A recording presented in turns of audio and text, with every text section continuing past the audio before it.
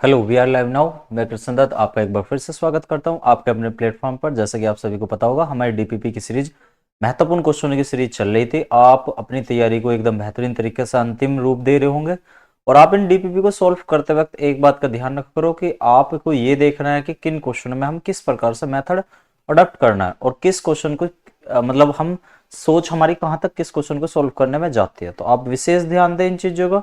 ठीक है, तो आज हम बढ़ते हैं डीपीपी थर्ड की तरफ। ठीक है, डीपीपी थर्ड में कैसे कैसे क्वेश्चन आने वाले हैं वो देखने वाले हैं।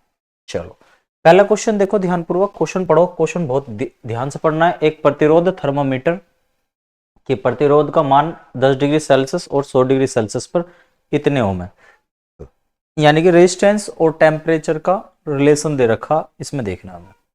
वह तापमान जिस पर प्रतिरोध इतना होगा, टेम्परेचर की वैल्यू बतानी है। ठीक है, अगर मैं आपसे कहूं इस टाइप के क्वेश्चनों को आपको करने के लिए एक जनरल फॉर्मूला बताता हूं। एक वैसे जो आप पढ़ के आए होगे, एक फॉर्मूला होता है R is equal to R nought 1 plus alpha T. और इस फॉर्मूले का डेरिवेशन फॉर्मेट आप बना लगे तो काफी लेंथी हो जाएगा। मैं बता रहा हूं आपको क्या करना है। बस इस बात का ध्यान रखना है कि रेजिस्टेंस के साथ टेम्परेचर पूछा जाएगा, बाकी इसके साथ कुछ नहीं। ज्यादा कोफिशिएंट पूछ लिया जाएगा अल्फा की वैल्यू। ये तापमान पे गुणांक होता है। ठीक है, टेम्परेचर कोफिशिएंट। तो इसका एक जनरल सा फॉर्मूला होता है। जब इतने मतलब हमें एक टी तो ये दे रखा हो, टेम्परेचर एक ये दे रखा हो और एक ये दे रखा हो, यानी कि चार, मतलब ये टी वन और टी2 और ये इसी प्रकार से ये R1 R2 दे रखा हो और एक और ओम दे रखो। तो ऐसे क्वेश्चन को सॉल्व करने के लिए एक विशेष विचार बनाओ। देखो कैसा, एक फॉर्मूला होता है T3 माइनस T2 अपॉन, या एक काम करो, इसे जो रेजिस्टेंस को ऊपर ले लो, R3 माइनस R1, और इसी प्रकार से जिसका ऊपर आप रेजिस्टेंस लेके चल रहे हो उसी के टेम्परेचर लेके चल रहे हैं, T3 माइनस T1, कुछ इस तरीके से। इसी प्रकार से अगर R2 माइनस R1, या फिर एक काम भी कर सकते हो आप, ये इसका एक फॉर्मेट बना सकते हो। किस तरीके से, वो चीज मैं आपको बताता हूँ। ठीक है, यहाँ पे मैंने आपको बताया जिसका टेम्परेचर लेना है उसी का T2 माइनस T1, कुछ इस तरीके से। ठीक है, अब थोड़ा ध्यान दो यहाँ पे। R3 हमेशा यहाँ पे R3 किस प्रकार से लिया जाएगा, R3 वो वाली वैल्यू ली जाती है इनमें से जो आपको सबसे बड़ी दिखाई दे रही हो। सबसे बड़ी कितनी दिखाई दे रही है, 3 दिखाई दे रही है, तो 3.70। इसके साथ देखो, इसके साथ इसी के साथ वाला रेजिस्टेंस लेना है, तो इस वाले में से इसे सब्ट्रैक्ट करो, 2.71। ऐसे ही इसका कि ये किसका रेजिस्टेंस के लिए इसका टेम्परेचर कौन सा था, 100 था। ऐसे इस वाले के लिए कितना था, 10 था। ठीक है, ये बात तो हमारी क्लियर होगी इधरली साइड की किस प्रकार से हम लेते हैं।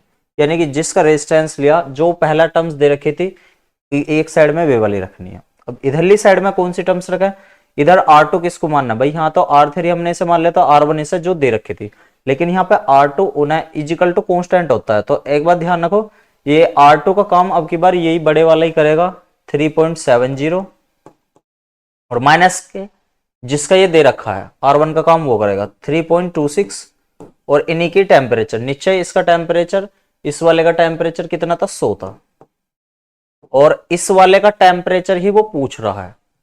तो इसे हमने कह दिया निचले वाले का, इसका कह दिया T। अब इसे सिंप्लीफाई करो बहुत अच्छे तरीके से। जब इसे सोल्व करोगे तो यहाँ पे आ जाएगा 0.99, इसको सोल्व करोगे यहाँ पे आ गया 90, इसको सोल्व करोगे 0.44, इसको सोल्व करोगे 100 माइनस T। पॉइंट इस वाले पॉइंट से ये वाला पॉइंट खत्म हो जाएगा। ये एक टेबल से जा रहे होंगे 11 के, 9 जा रहा होगा, ये 4 जा रहा होगा, और इसके 9 से ये कट गया होगा, 10 ये हो गया होगा 40, और इजिकल टू 100 माइनस के T। ठीक है जी, अब यहां से T की वैल्यू निकालोगे तो आप कहोगे 100 माइनस 40, और T की वैल्यू यहां से आ गई 60। आप क्या काम करोगे, 60 आते ही आप 60 का यहाँ ढूंढना स्टार्ट करोगे, सी ऑप्शन पे लगाया होगा इधर भी, लेकिन ये गलत है। ये जो T आया है ना, ये 100 डिग्री इस पर 10 डिग्री सेल्सियस पे आया है। कितने पे आया, सॉरी, हाँ 10 डिग्री सेल्सियस पे। लेकिन हमें निकालना होता है, हमें ये चीजें देखनी होती है 0 डिग्री सेल्सियस से। ये जो हम क्या काम करते हैं, ये T1 T2 हमेशा किस प्रकार से लिए जाते हैं, या तो ये फ्रीजिंग पॉइंट्स है और यहाँ पे ऊपरली साइड में कौन सा लिया जाएगा, वेपराइजेशन पॉइंट 100। तो ये जो ये टी पे ये हमारी जो वैल्यू आई है टी डिग्री सेल्सियस पर, लेकिन निकालनी होती है, मेजर करना होता है टी 0 से। तो 10 डिग्री सेल्सियस पे तो 60 आया, तो 0 डिग्री सेल्सियस पे कितना होगा, 60 में से 10 को घटा दो तो टी 0 पे वैल्यू आ जाएगी हमारी 50 डिग्री सेल्सियस। तो इसका राइट आंसर क्या बनेगा, राइट आंसर क्या बनेगा, 50 डिग्री सेल्सियस। ध्यान रखना है इस बात का, इस टाइप के क्वेश्चन को करते वक्त हमेशा R100 और R0 डिग्री पे हम वैल्यू निकालते हैं, लेकिन इसने ये दे रखा था। ठीक है, तो जब फॉर्मूला होता है ना वो किस प्रकार से लगता है हमारा, वो लगता है R100 माइनस R0, इस तरीके से फॉर्मूला लगता है। याद रखना इस बात को, इस क्वेश्चन को। ठीक है, जब रेजिस्टेंस का क्वेश्चन आया तो यहाँ पे हमारा पहला ही टेम्परेचर कितना था, 10 था, लेकिन हमेशा मेजर करते हैं 0 से। ठीक है, आई होप सभी को ये कहानी क्लियर होगी। तो इसका राइट आंसर 50 डिग्री सेल्सियस होगा। चलो बढ़ते हैं अगले क्वेश्चन की तरफ। क्वेश्चन को ध्यान से पढ़ो, फिर मैं आपको कुछ इस क्वेश्चन का कुछ एक डाटा देता हूं। ठीक है, एक बार क्वेश्चन को पढ़ो ध्यान से। क्वेश्चन क्या कह रहा है, क्वेश्चन कह रहा है तापमान को मापने के लिए कोई अन्य थर्मोमीटर प्लेटिनम प्रतिरोध थर्मोमीटर जितना उपयुक्त नहीं है। तो आपको यह बताना है कि इसके लिए कितना टेम्परेचर हम लेके चलते हैं। ठीक है, इसके लिए कितना टेम्परेचर हम लेके चलते हैं। तापमान को मापने के लिए कोई अन्य थर्मोमीटर प्लेटिनम थर्मोमीटर का जितना उपयुक्त नहीं है। तो इस क्वेश्चन का हमें क्या बताना, आंसर बताना। चलो पहला कुछ डाटा लिख लो इसका, मैं कुछ डाटा बता देता हूं इस क्वेश्चन का। आपको ध्यान रखना है, जो सबसे पहले नंबर का जो हमारा पारा तापमापी होता है, जिसमें पारा भरा होता है, वो लोवेस्ट नाप सकता है -30 डिग्री सेल्सियस से और 300 डिग्री सेल्सियस तक, 300 डिग्री सेल्सियस तक। लेकिन मैक्सिमम अगर हम ऊपर से हीलियम गैस उच्च दाब पर भर दें, ऊपर से इसमें उच्च दाब पर हीलियम गैस भर दें, उच्च दाब पर हीलियम गैस भर दें, तो यो माप सकता है कितने से कितने तक, -37 से 356 डिग्री सेल्सियस तक ये माप सकता है। याद रखिए। तो कभी कभार कैसे पूछा जाता है कि पारा तापमापी मतलब सबसे लोअर टेम्परेचर मैक्सिमम टेम्परेचर कितना होता है, लेकिन अगर क्वेश्चन में क्या है कि सकता है, तो यहाँ पे इतने ऑप्शन में या पहले तो ये ढूंढना फिर ये ढूंढना है। ठीक है, इतने तक के याद रखिए इस बात को। 356 तक सकता है, पर लेकिन पारा तापमापी का उच्चतम कितना है यहाँ पे ये वाला बता देना। ठीक है, 300 जो। दूसरा जो हमारा गैस वाला होता है, गैस तापमापी की विशेषता, इससे स्टैंडर्ड मान भी हम निकाल सकते हैं। क्वेश्चन आगे दिखाई दे तो देखना, ये 268 से डिग्री सेल्सियस से 1500 डिग्री सेल्सियस तक। ठीक है, तीसरे वाला होता है हमारा प्लेटिनम प्रतिरोध तापमापी, -200 से 1200 डिग्री सेल्सियस तक। और फोर्थ होता है तापयुग्म तापमापी जो है सिवेक प्रभाव पर काम करता है। किस पर काम करता है, तापयुग्म तापमापी, आगे को भी लिखा हुआ है कहीं, सिवेक प्रभाव पर। इसमें एक सिरा ठंडा और एक सिरा गर्म रखा जाता है।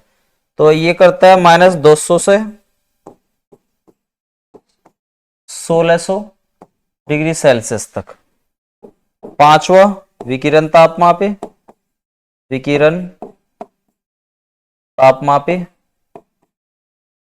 ये काम करता है 800 डिग्री सेल्सियस से इनफाइनाइट तक। इसे ही पायरोमीटर का या उच्च तापमापी का फॉर्मेट दिया गया है।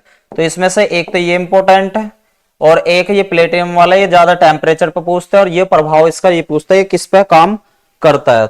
तो अब देखो प्लेटिनम कितने से मेजर कर सकता है, प्लेटिनम का -200 से कितना लिखा हुआ 1200 तक। तो -200 पे जाओ, 1200 तक तो हो सकता है। तो -200 केवल इसमें ही आ रहा, 600 मतलब 1200 तक तो नाप सका, 600 भी इसमें दे रखा। तो एक्यूरेसी में D option is the right answer हो जाएगा। ठीक है, तो ये छोटा फॉर्मेट आप एक बार नोट कर लो। ठीक है,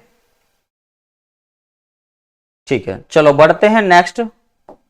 वो कह रहा है सूर्य का तापमान किससे नापा जाता है? सूर्य का तापमान जो उच्च तापमान, हमेशा याद रखियो उच्च तापमापी कह देगा या पायरोमीटर कह देगा। पायरोमीटर इंग्लिश में कहते हैं, वैसा उच्च तापमापी उच्च तापमापी पायरोमीटर देखो किसमें, C is the right answer, pyrometer.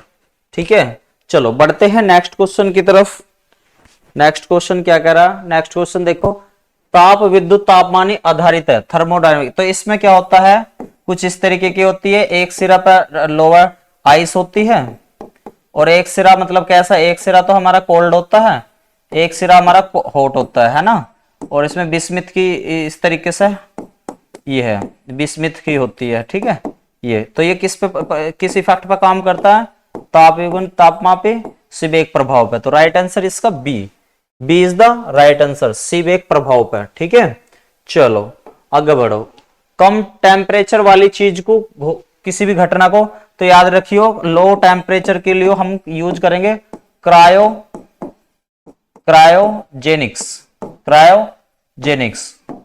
ठीक है, हाइड्रोजन और हीलियम से भी लोअर टेम्परेचर, निम्न टेम्परेचर पर बहुत कम टेम्परेचर, क्रायोजेनिक का मतलब ही निम्न ताप होता है इंग्लिश में जब आप देखोगे। तो इसका C is the right answer, cryogenic. ठीक है, चलो बढ़ते हैं नेक्स्ट क्वेश्चन की तरफ।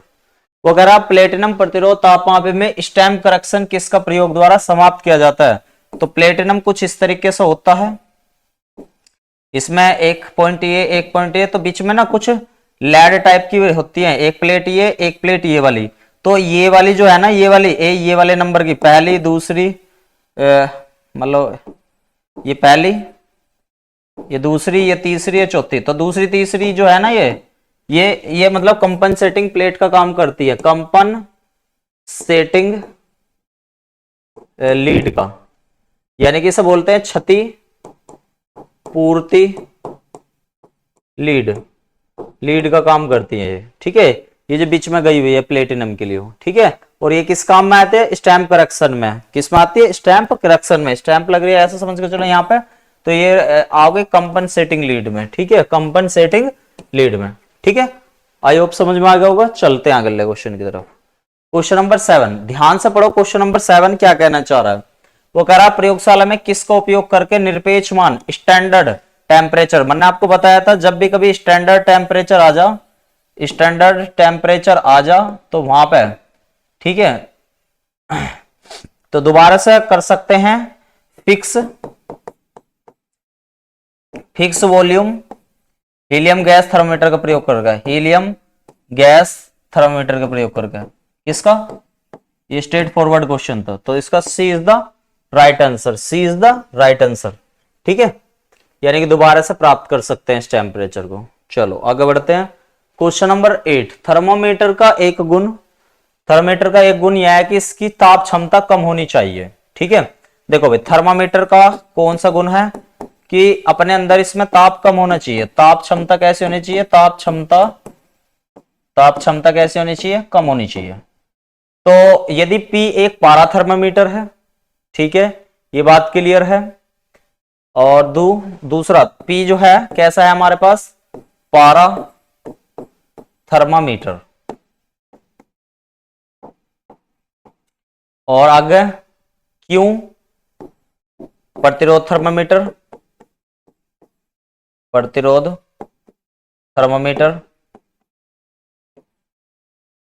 और तीसरा R थर्मोकपल। R हो गया थर्मोकपल। देखो अब ध्यान से, 3 तरीके का है। मान लो Q वाला प्रतिरोध थर्मोमीटर है, इसके अंदर जो टेम्परेचर आओगा प्रतिरोध जब भी तो जनरेट होगा। तो इसका मतलब क्या हुआ? ये सबसे ज्यादा जो है ना, सबसे ज्यादा टेम्परेचर को अपने अंदर रखने की क्षमता रखा है। सबसे ज्यादा ताप क्षमता, इसकी सबसे ज्यादा कैसे होगी? ताप क्षमता होगी, क्योंकि अपने अंदर ये टेम्परेचर लेगा जब भी तो इसमें प्रतिरोध कमवर्ती का सिस्टम बनेगा। भाई प्रतिरोध कब होता है? जब कोई चीज आना चाह रही है और उस पर हम रुकावट करें। तो लेकिन यो सबसे ज्यादा अपने अंदर लेना चाहता है, और जबकि वो कह रहा है कि ताप क्षमता कम होनी चाहिए, लेकिन इसकी तो सबसे ज्यादा होगी। अब आ जाओ थर्मोकपल, यो कभी नहीं चाहता कि अपने अंदर मैं टेम्परेचर लूं, बस जैसे लिया वैसे दिखा दिया। तो इसकी ताप क्षमता सबसे कम, ताप क्षमता सबसे कम, सबसे कम, और इसकी सबसे ज्यादा, और ये हो गया बीच का था पारामीटर, ये मतलब इसकी क्षमता इन दोनों के बीच में होती है। तो इसका मतलब सबसे बेस्ट कौन सा हो गया, सबसे पहला सबसे बेस्ट कौन सा जिसकी ताप क्षमता सबसे कम, तो थर्मोकपल। आर वाला सबसे अच्छा, आर वाला सबसे अच्छा इसमें मिल रहा है, इसमें मिल रहा है, बाकी तो और काट दो। और ये तो सबसे बेस्ट हो गया, ये वाला सबसे ये बेस्ट हो गया, और क्यू वाला बैड हो गया। क्यू वाला कैसा हो गया, बैड हो गया। अब देखो किस में दिखाई दे रहा, क्यू वाला सबसे खराब इसमें मिल रहा, तो सी इसका राइट आंसर, सी इसका राइट आंसर। जल्दी से बताओ कोई दिक्कत समस्या, आई होप क्लियर कहानी समझ में आ गई होगी। बढ़ते हैं अगले क्वेश्चन की तरफ। क्वेश्चन नंबर 9, ध्यान से समझो। क्वेश्चन नंबर 9 में देखो, एक कमरे के तापमान को रिकॉर्ड करने के लिए 2 थर्मोमीटर का उपयोग किया जाता है। यदि एक के बल्ब को गीला रुमाल में लपेटा जाए, 2 थर्मोमीटर है, मान लो सपोज करो एक थर्मोमीटर यू है, एक थर्मोमीटर यू है, ठीक है। इसे मैंने कह दिया ए, इसे कह दिया मैंने बी। तो इसे हम गिल्ले रुमाल में कर रहे हैं, इस पे हमने गिल्ला रुमाल कर दिया, गीला रुमाल, रुमाल, ठीक है, गीला रुमाल, गीला। देखो अब थोड़ा सा ध्यान से समझो, जब भी जैसे हमने किसी भी टेम्परेचर थर्मोमीटर पे एक ये T1 हो गया और ये क्या हो गया T2, इस वाले पे हमने गीला रुमाल कर दिया, तो क्या होगा, इवेपोरेशन होगा, वाष्पीकरण होगा, वाष्पीकरण होगा। और जहां पे वाष्पीकरण होता है वहां पे कैसा हो जाता है, ठंडा हो जाता है, ठंडा हो जाता है। और ठंडा होने पे यानी कि T2 का टेम्परेचर कैसा हो जाएगा, T2 का टेम्परेचर कम हो जाएगा, T2 का टेम्परेचर कैसा हो गया, कम हो गया। और इस वाले में T1 का टेम्परेचर ज्यादा रहेगा इसके मुकाबले में टेम्परेचर। अब देखो क्या आंसर है, यानी कि शुष्क बल्ब थर्मोमीटर द्वारा रिकॉर्ड किया गया तापमान, तीसरे को ध्यान से पढ़ो, दूसरे द्वारा रिकॉर्ड किया तापमान से अधिक होगा। शुष्क वाले में ये शुष्क है और ये है गिल्ला, तो इसका ज्यादा होगा, बताया तो तभी। तो यही सी इसका कैसा हो जाएगा, राइट आंसर। सी कैसा हो जाएगा इसका right answer. I hope clear होगा सभी को। चलो क्वेश्चन नंबर 10 की तरफ चलो। क्वेश्चन नंबर 10, मानकीकरण दोबारा से आ गए।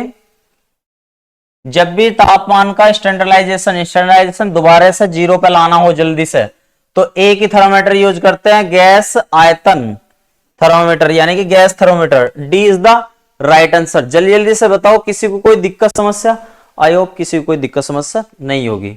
इन क्वेश्चनों को एक बार दोबारा से रिपीट कर लेना, आपको एकदम बिल्कुल क्लियर हो जाएंगे। ऑल द बेस्ट, मिलते हैं नेक्स्ट वीक में।